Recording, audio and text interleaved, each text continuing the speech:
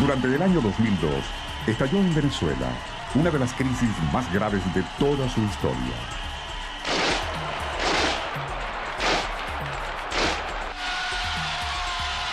El 11 de abril de ese año, después de una manifestación de la oposición que intentaba llegar al Palacio de Gobierno y de violentos incidentes con saldo de muertos y heridos, se lleva a cabo un golpe de Estado contra el gobierno del teniente coronel Hugo Chávez Frías, electo democráticamente.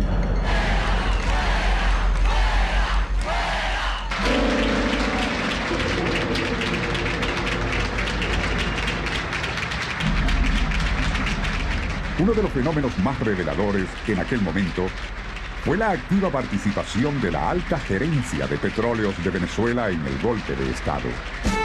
En pocas horas, la acción del sector institucional de la Fuerza Armada, junto al pueblo, restituyó al presidente legítimo. ¡Queremos a Chávez ahorita! ¡Queremos a Chávez! ¡No queremos otra dictadura! El 2 de diciembre se inicia un paro nacional encabezado por la dirigencia patronal y los corruptos sindicalistas de la CTP. El 10 de diciembre, gran parte de la alta gerencia de PDVSA se une al paro. ¿Por qué ocurrieron estos hechos? ¿Cómo se tejió la cadena de complicidades entre la nómina gerencial de PDVSA y los golpistas? ¿A qué ideología y qué planes se proponían llevar a cabo? ¿Cómo y por qué fueron derrotados? Este documental intenta responder dichas interrogantes ubicándolas en el contexto del proceso de globalización. Un proceso que exige la destrucción del concepto de soberanía nacional y el férreo control de todas las fuentes de hidrocarburos del planeta.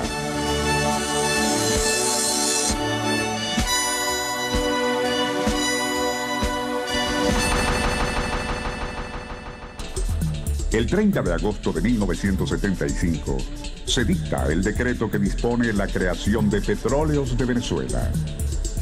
El 1 de enero de 1976 se anuncia la llamada nacionalización de la industria petrolera venezolana. A partir de ese momento, se inicia la conformación de una gerencia petrolera nacional. La empresa invierte en la formación de una nómina mayor altamente capacitada que pueda responder a los grandes retos de la nacionalización. Dicha gerencia pudo adquirir una formación de primer nivel a la par que disfrutaba de privilegios que no posee ningún otro empleado público en Venezuela. Simultáneamente, las crisis de los años 70 y sobre todo el embargo petrolero hicieron evidente la importancia de los hidrocarburos para lograr mantener el crecimiento sostenido en los países desarrollados. Realmente, después de los periodos de nacionalización, los estados de los países más poderosos han intervenido abiertamente en defensa de sus consumidores y en defensa de las grandes corporaciones que tienen su origen en estos países. En el juego de esos actores, cuando se desarrolla un ataque de la dimensión como la que se presentó en el caso de Venezuela, es fácil responder a quién se estaba favoreciendo. Es en este contexto que a partir de 1983, con la internacionalización de la industria, y en 1986 y 1987, con la apertura petrolera, comienza a cambiar la ideología nacionalista de la gerencia de PDVSA. La élite tecnocrática que manejaba nuestra industria petrolera fue capturada por los intereses transnacionales. Se presentó en Venezuela un claro ejemplo de lo que ha sido una tesis a nivel mundial, que es la captura de las empresas nacionales. La nueva política de la industria se orienta a producir petróleo más barato para los países consumidores mientras suben los costos de producción en Venezuela. Para constatar esa tendencia, basta recordar que durante la presidencia de Luis Justi, ejecutor de la política privatizadora de PDVSA, el petróleo llegó a venderse a $6 el barril.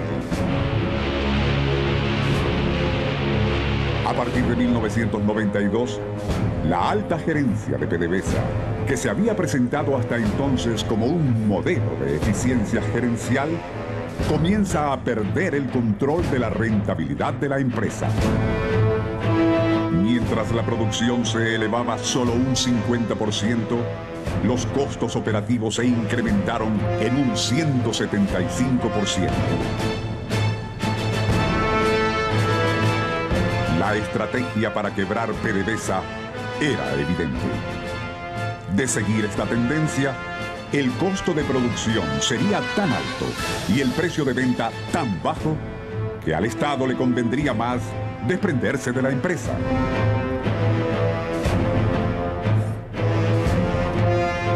Es en el año 1997, con Luis Justi en la presidencia, que se define más claramente el plan de desnacionalización de PDVSA. Paradójicamente, es el año en que Hugo Chávez Frías insurge en la escena electoral. Durante la gestión de Justi, se crea Intesa, con 40% de capital accionario de PDVSA y 60% de SAIC, Science Application International Corporation. Dicha empresa es la responsable de los sistemas de defensa y ataque aeroespacial del Departamento de Defensa de los Estados Unidos. Intesa fue una asociación que se hizo entre los servicios de informática de PDVSA y la empresa SAIC. La empresa SAIC es una empresa que funciona muy alineada con el Departamento de Estado de los Estados Unidos. Y esta gerencia, que después propició el sabotaje, le entregó toda nuestra información geológica, toda nuestra información, todos los sistemas, todos los software, todos los sistemas operativos, se le entregó a esta empresa transnacional. El papel que jugaba Intesa en la corporación era sumamente importante. ¿Por qué? Bueno, porque realmente en manos de Intesa estaba todo lo que era el manejo de la red de información. Desde el punto de vista de información, toda la data de PDVSA básicamente la manejaba Intesa. Intesa tendría un papel destacado en el sabotaje de PDVSA durante el paro golpista de diciembre de 2002.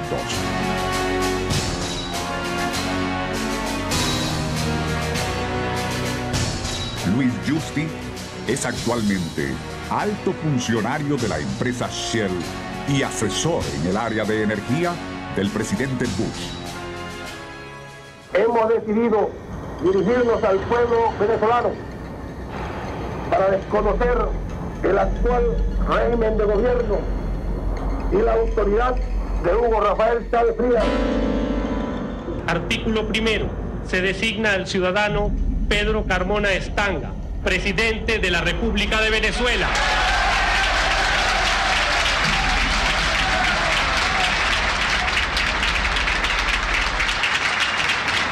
Yo, Pedro Carmona Estanga, en mi condición de presidente de la República de Venezuela. Después de derrocar el gobierno democráticamente electo, la red de complicidades entre las fuerzas golpistas y PDVSA salió a la luz con absoluto descaro. La solidaridad y la responsabilidad social.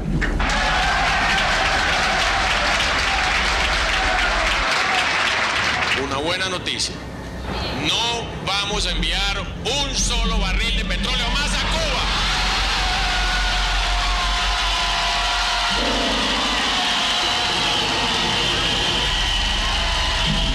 El golpe, apoyado por una coalición en la que participan la vieja dirigencia sindical y empresarial y los sectores más conservadores del país, sirvió de plataforma para establecer muy brevemente un gobierno autoritario de clara inspiración fascista. Los gerentes agradecieron públicamente a alcaldes y gobernadores de oposición, policías y medios de comunicación su efectiva participación en el golpe. Esa basura, así mismo que se llama el Canal 8, vamos a sacarla fuera del aire, va fuera del aire. Y esa es la advertencia que les digo, porque aquí no nos estamos chupando los dedos, ni somos ningunos pendejos. El Canal 8 va en las próximas horas fuera del aire. La Alcaldía Mayor, la Policía Metropolitana, la Buenos días, tenemos nuevo presidente. Debo decirlo, gracias Venevisión, gracias RCTV. Yo voy a decir una cosa, y nosotros tenemos que decir, tanto Venevisión como RCTV, gracias Televen, gracias CMT, gracias Globovisión. Gracias medios de comunicación. Partimos pues una lucha, sacar a 5 ilegítimos en una junta directiva y miren a quién terminamos sacando. Ellos nos vendieron una meritocracia basada en el conocimiento del manejo de una empresa que solamente ellos eran los únicos que podían conducirla, ¿no?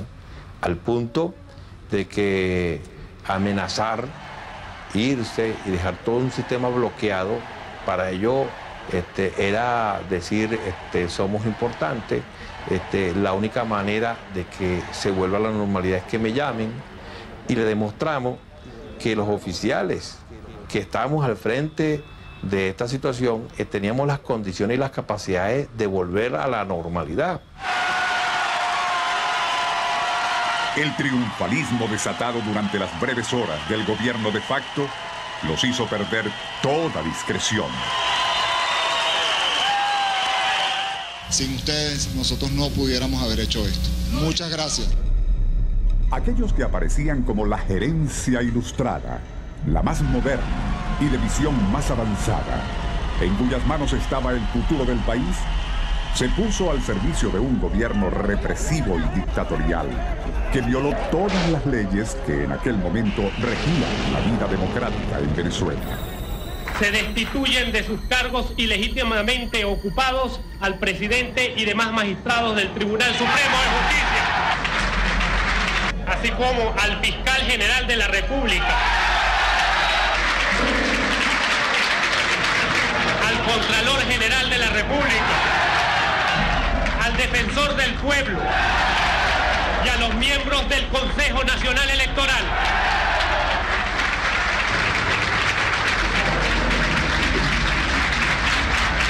Los gerentes golpistas, en medio de una gran euforia, se repartían los cargos directivos. Si Edgar Raskin se va al CRP,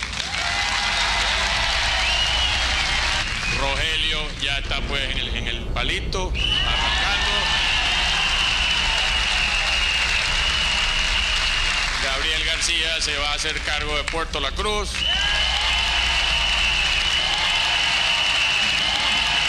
Los empresarios, el sindicalismo conspirador de la CTV, los medios de comunicación y la nómina mayor de PDVSA tuvieron en esas horas su momento de gloria.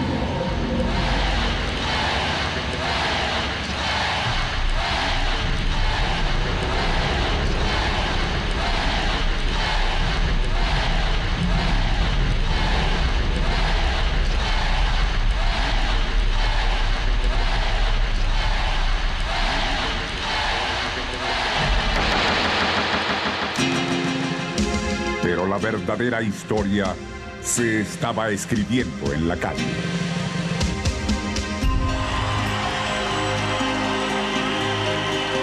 es nuestro sueño, por nuestros hijos, queremos a nuestro presidente.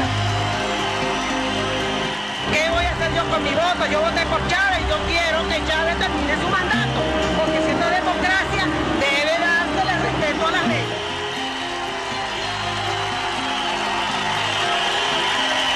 La presencia de un sector institucional en la Fuerza Armada y la protesta popular ante el golpe fueron determinantes para que se restituyera la legalidad.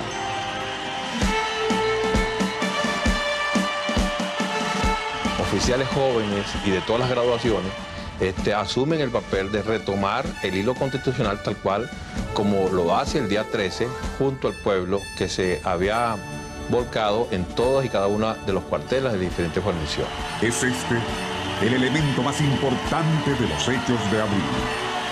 Ignorada por los medios de comunicación, menospreciada por los golpistas, la alianza entre los civiles y la Fuerza Armada impuso nuevamente el Estado de Derecho. Esos hombres que están allí uniformados tienen una conciencia nacionalista, están identificados y podemos decir que las Fuerzas Armadas es una de las instituciones que más ha asimilado el sistema democrático. A los comandantes de las Fuerzas Armadas. Se le pide que exista, por favor, recapacitación para que nuestro pueblo siga manteniendo la confianza en todo su ejército, en toda su fuerza. El gobierno existente en Venezuela lo rige el señor presidente de la República, Hugo Rafael Chávez Frías.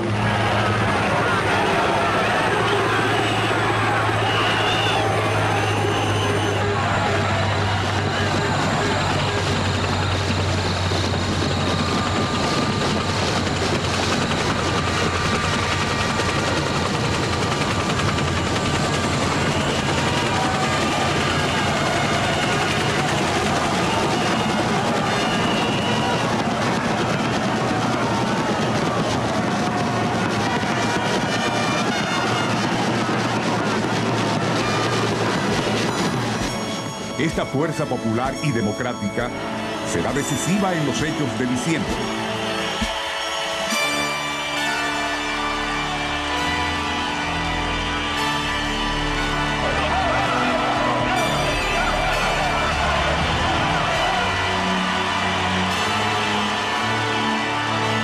Allí se hará evidente que la industria petrolera representa la base de la seguridad y defensa de Venezuela, la posibilidad de su desarrollo futuro, de su soberanía y la esencia de la identidad nacional.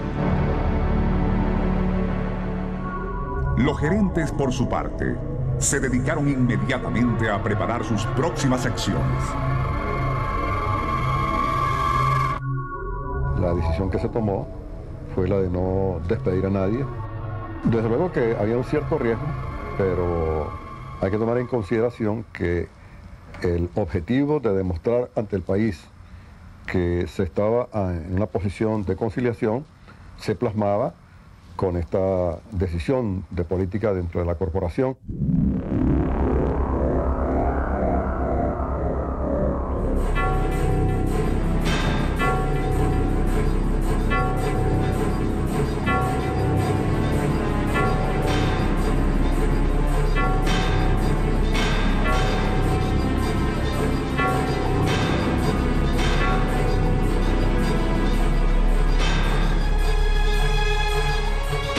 El golpe definitivo contra el gobierno de Hugo Chávez se proponía paralizar por completo la industria petrolera.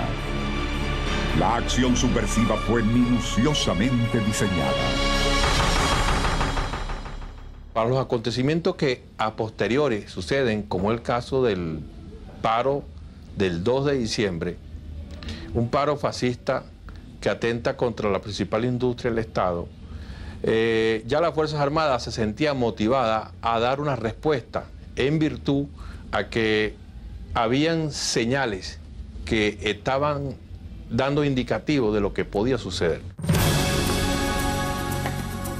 El grupo de gerentes conspiradores dominaba los puntos más sensibles de la industria petrolera. Por ello, la acción criminal contra PDVSA pudo ser preparada con toda impunidad.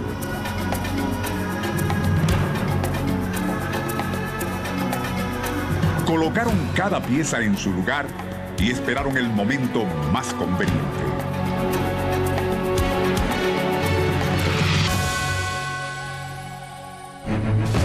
Ese momento llegó el 10 de diciembre de 2002, 8 días después de haberse iniciado el paro nacional.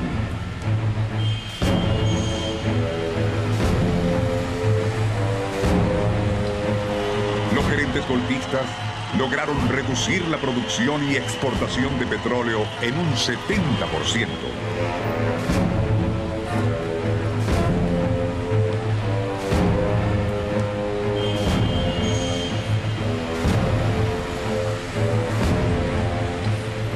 Lunes 9 de diciembre, Palito Parada en neutro, laboratorios dañados. Cerrada la producción de 1.9 millones de barriles por día de crudo, lo cual representa el 68% de la producción total de PDVSA de 2.8 millones de barriles. Cuando llegamos a la refinería el día 9, nos sobraban los dedos de las manos para contarnos. Aquí no pasábamos de 20 personas aproximadamente. Paraguaná Parada en neutro, daños mayores. Continúa de manera acelerada el cierre de producción debido a las restricciones de almacenamiento un día para el cierre completo. Las personas que se preocuparon en paralizar la refinería, en ningún momento les importó el daño que le ocasionaban a nuestro país. Recomendaciones del comando político ese día. Primero, fuerte movilización de masas. Ya se veía venir otro golpe, pues. Nosotros podemos decir que la industria petrolera está parada en todos sus negocios. El problema que estaba en el fondo de la confrontación no era el problema del respeto a la llamada meritocracia, es decir, al gobierno de los más meritorios, que el problema de fondo era un problema que dentro de la corporación se había conformado una suerte de partido político muy poderoso porque controlaba lo que es la palanca fundamental de la economía nacional. El impacto financiero del paro durante el mes de diciembre alcanzó una suma superior a los 10.000 millones de dólares. Venezuela perdió su posición como proveedor confiable en los mercados internacionales. Al parecer, la acción de los gerentes golpistas alcanzaría su objetivo final: derrocar al gobierno de la República.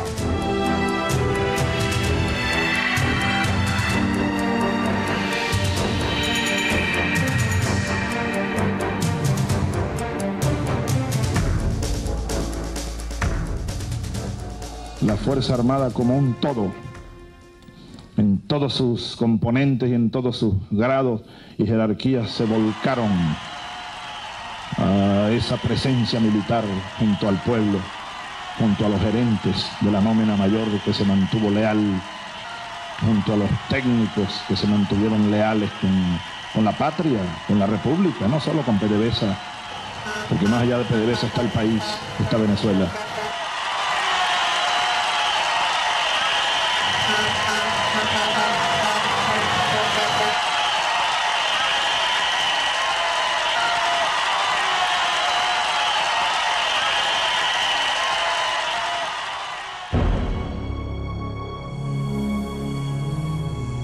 Aquí fue un factor fundamental, fue la estrategia operacional que se aplicó, que fue basada en todos los recursos que había, centrarlo en la operación petrolera, en los campos, a trabajar con los obreros para poder levantar la industria que hoy en día tenemos.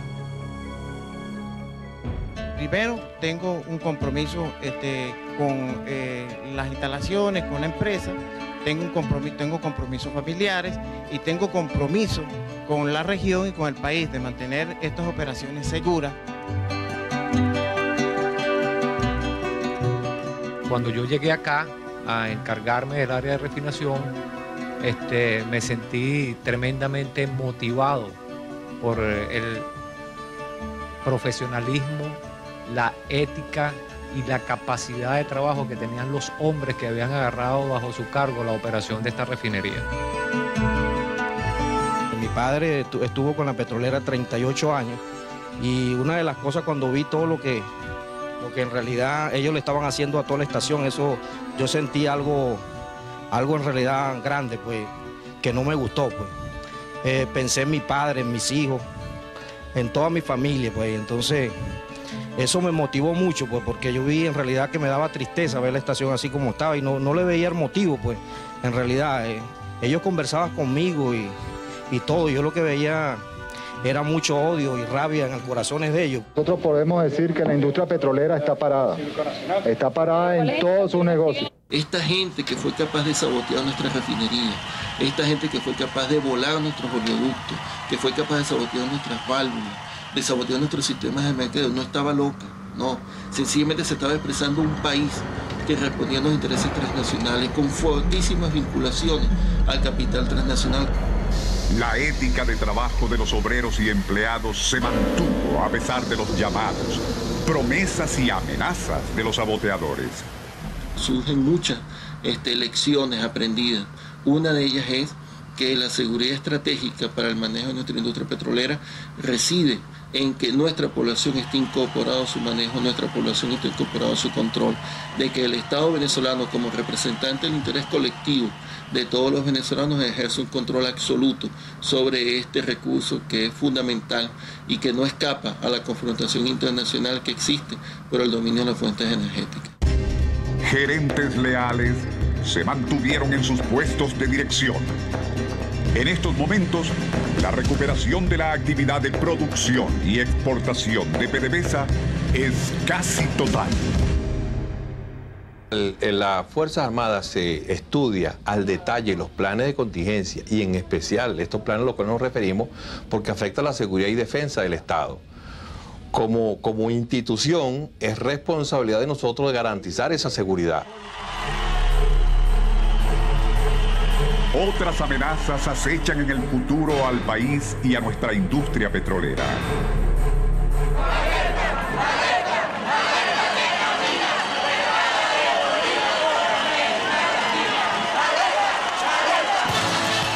Pero es indudable que las fuerzas populares y democráticas se han fortalecido en la confrontación. Lo que está en juego es la posibilidad de que la industria petrolera pase a manos de las grandes compañías transnacionales o se convierta en la base de nuestra soberanía y en el instrumento para el desarrollo nacional.